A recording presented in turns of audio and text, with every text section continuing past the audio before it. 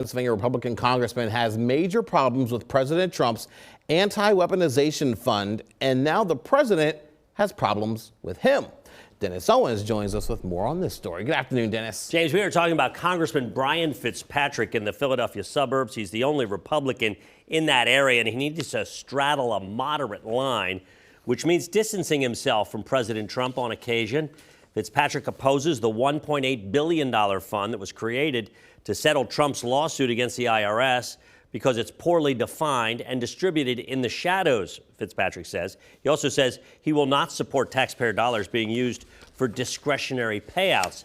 And he has called on the acting attorney general to answer three questions. One, where's the money coming from?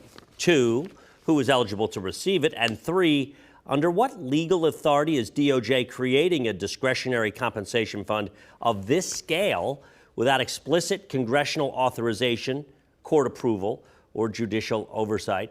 And Fitzpatrick says he wants answers by June 1st. On election night, Trump made a veiled threat saying of Fitzpatrick, quote, he likes to vote against Trump.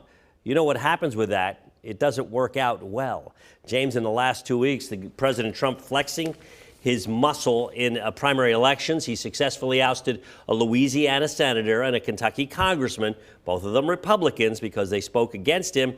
Trump endorsed Republican opponents. They both won their primaries, sending a very clear message. Donald Trump still has some power at the ballot box, and you might not want to cross him. Fitzpatrick will be treading lightly, I'm sure, but he's also in a district with a lot of Democrats all around him, moderates, the Philly suburbs. He's got to be keeping an eye on that as well. And he is trying to hold on to that seat. Correct. And he's got a tough opponent that was endorsed by Josh Shapiro, Bob Harvey, who will, people are saying that is the best candidate to run against him in quite some time. He always has close elections just by the nature of that district, but he's always been able to prevail. Democrats feel this time they can topple him.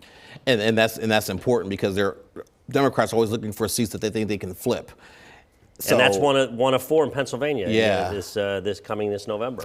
Well, we will see what happens. Yeah, how we will this plays see, out. always. All right, Dennis. James. Thank you so much. Really appreciate it. Hi, I'm Eric Finkenbinder from ABC 27. We're excited to announce the new ABC 27 News Plus app. Live stream newscasts or watch content on demand. This is different than the ABC 27 app on your smartphone.